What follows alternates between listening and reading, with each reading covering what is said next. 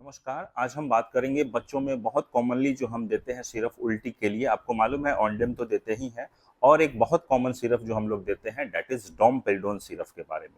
Market में ये domperidone syrup जो है डोमस्टल नाम से पाया जाता है। चलिए हम देखते हैं कि इसका क्या डोज होता है, कैसे काम करता है, क्या साइड इफेक्ट्स हैं बच्चों में। देखिए कि ये डोमपेरिडोन जो होता है, आपको मालूम है कि डोपामिन एंटागोनिस्ट एजेंट है। डोपामिन एंटागोनिस्ट एजेंट है तो ये ब्रेन में जो है सीटीजेड होता है, एक वोमिटिंग सेंटर होता है। वोमिटिंग सेंटर को ये रोकता है, मतलब वोमिटिंग को ये रोकता है। और एक काम करता है पेट में। एक तो ये ब्रेन में काम कर दिया कि डोपामिन एंटागोनिस्ट है। पेट में ये क्या काम करता है कि जो गट है, खासकर अपर गट, पेट के नीचे जो है अपर गट जो है, उसकी मोटिलिटी को बढ़ा देता है। तो मोटिलिटी को अगर बढ़ा देगा तो खाना का क्लियरेंस जल्दी होगा, तो है खाना नीचे की ओर प्रोपेल रहेगा। अब कहाँ इसका यूज करते हैं? सबसे इंपॉर्टेंट जो है नोजिया और वोमिटिंग। जैसे अगर जी मिचला रहा है, उल्टी हो रहा है, किसी भी कारण से अगर आपको उल्टी हो रहा है, अगर बुखार है, गैस्ट्राइटिस है, या अगर आप जो है पेट हमेशा फूला रहता है, लैट्रिन क्लियर नहीं होता है, पेट फूला हुआ है, तान दिया है पेट, तो ये सब कंडीशंस में जो है आपका ये डोमपेरिडोन सिरप बहुत अच्छा काम करता है। हालांकि बहुत बार जो है जो एंटीबायोटिक के चलते जो है ड्रग इंड्यूस्ड अगर जो है वोमिटिंग होता है, या जो बहुत लोगों बड़े लोगों में भी अगर कैंसर कीमोथेरेपी का जो ड्रग चलता है उस कंडीशंस में भी दिया जाता है। कहाँ ये यूज करते हैं? सबसे इंपॉर्टेंट याद रखिएगा, नोजिया और वोमिटिंग तो आपको मालूम है कि जी मिचलाना और उल्टी होना किसी भी कारण से हो, चाहे बुखार हुआ है, अनपच हुआ है, या डाइजेशन सही से नहीं हो रहा है, ब्लोटिंग हो गया है, उस कंडीशंस में। दूसरा है कि बहुत बार देखा जाता है कि छोटे छोटे बच्चों में भी अगर ओबेसिटी होता है, या कोई अदर कारण से भी जो है बहुत ज्यादा अगर फैटी फूड लेते हैं या ऑयली तला हुआ फूड वूड लेते हैं, तो उस कंडीशन में रिफ्लक्स होता है उनको।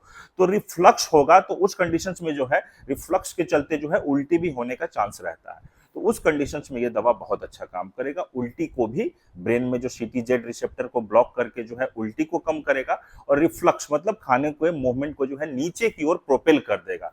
तो ये जो ऊपर जो उठ रहा था ये नहीं उठेगा। और कहाँ यूज करते हैं? जैसे कि फंक्शनल डिस्पेप्सिया। फंक्शनल डिस्पेप्सिया मतलब जो है उसका भूख नहीं लगा है, पेट फूला हुआ है, पेट में हमेशा गैस रह रहा है, उसका स्टूल जो है पास नहीं होता है, कॉन्स्टिपेशन हो रहा है, 5 दिन 6 दिन से लैट्रिन नहीं हो रहा। तो ये सब कंडीशंस में जो है ये आपको गट मोटिलिटी बढ़ा के जो है वो भी क्लियरेंस बढ़ा देगा, स्टूल भी ठीक ठाक होगा, और आपका उल्टी जैसा भी मन नहीं करेगा और भूख भी लगेगा आपको। तो ये सब चीजों में यूज होता है।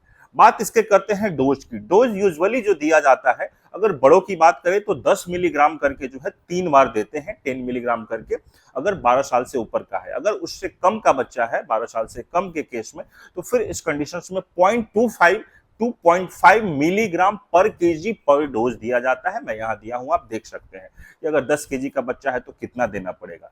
क्योंकि जो सिरप आता है मार्केट में, वो सिरप देखिएगा 1 मिलीग्राम रहता है पर एमएल में। 1 ml में 1 मिलीग्राम रहता है वो सिरप में। तो मान लीजिए कि जो है 0.25 करके अगर डोज दे रहे हैं, और 10 केजी का बच्चा है, तो 10 इंटू 0.25 मतलब आपको 2.5 मिलीग्राम जो है हर डोज में देना है। और 2.5 मिलीग्राम के लिए कितना एमएल पिलाइएगा? तो आपको मालूम है कि 1 ml में 1 मिलीग्राम है, तो 2.5 ml में आपका 2.5 मिलीग्राम होगा। तो 3 बार इसको 2.5 ml, 2.5 ml, 2.5 ml, तो 3 बार इसको अगर आप 2.5 ml दीजिएगा तो 2.5 मिलीग्राम, 2.5 मिलीग्राम, 2.5 मिलीग्राम इसको मिल जाएगा। एक बात ध्यान रखें कि बच्चों में खासकर जो है 1 साल से कम के बच्चों में इसको स्ट्रिक्टली कॉन्ट्राइंडिकेटेड है, ना दे तो ज्यादा अच्छा है, नहीं दिया जाता है। बात करते हैं इसके साइड इफेक्ट की। चूंकि ये प्रोकाइनेटिक एजेंट की तरह काम करता है, खाने के मूवमेंट जो है, जो भी पेट में खाना है इंटेस्टाइन में, नीचे की ओर प्रोपेल करता है, मोटिलिटी बढ़ाता है, तो डायरिया हो सकता है, एब्डोमिनल क्रैम्प्स हो सकता है। चूंकि ये ब्रेन पे भी काम करता है तो बहुत बार जो है, हालांकि मेटोक्लोप्रोमाइड जैसा और एक्स्ट्रा पिरामिडल इफेक्ट तो नहीं होता है, जो मेटोक्लोप्रोमाइड के चलते होता है, रेगलन वाला जो होता है वो तो नहीं होता है, बट क्योंकि ये ब्लड ब्रेन बैरियर क्रॉस नहीं करता है, इसीलिए एक्स्ट्रा पिरामिडल साइड इफेक्ट नहीं होता है। वोमिटिंग सेंटर को ये इनहिबिट करता है, रोकता है, बट साइड इफेक्ट नहीं होता है। स्टिल कुछ साइड इफेक्ट्स हो सकते हैं, नर्वसनेस हो सकता है, ट्रेमर हो सकता है, डिजीनेस हो सकता है, हेडेक हो सकता है। ये सब बहुत कम केसेस में देखा गया है। और जो ट्रीटमेंट का ड्यूरेशन है, जितना हो सके मिनिमम पॉसिबल जो ड्यूरेशन रखिए। मैक्सिमम 7 दिन से ज्यादा इसको नहीं दीजिए। जितना मिनिमम आप रख सकते हैं 2 दिन 3 दिन के लिए, वो और अच्छा है, ज्यादा दिन तक इसको ना दिया जाए। अगर हम कंपेयर करें ऑन्डेनसेट्रन सिरप दैट इज ऑन्डेम जो आता है या डोमपेरिडोन सिरप जो है दैट इज डोमस्टल के बारे में, तो ऑन्डेम और अगर हम डोमस्टल में कंपेयर करते हैं तो दोनों का काम करने का तरीका अलग है।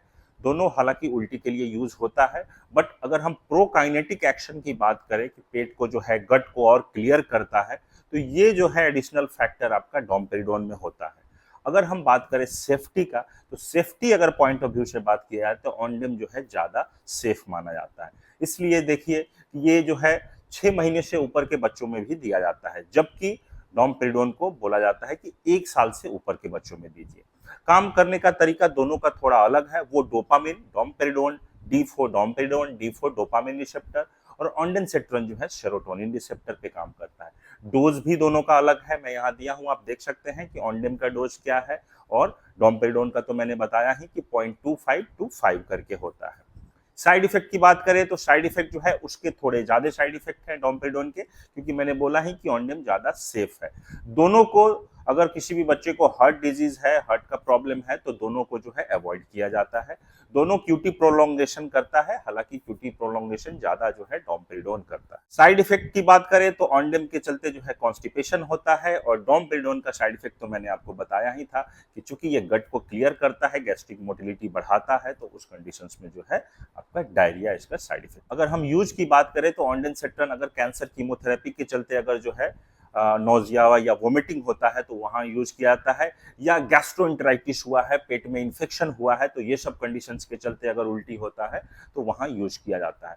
बट ये याद रखिए कि डोमपेरिडोन ऐसे केस में यूज होगा जहां गैस्ट्रिक मोटिलिटी भी इसका एडिशनल फैक्टर है।